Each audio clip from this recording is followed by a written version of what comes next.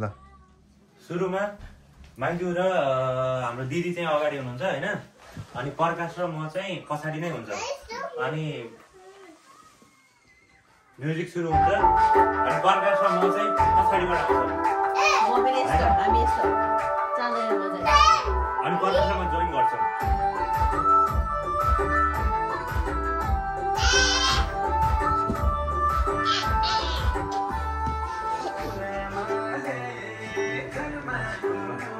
Hey,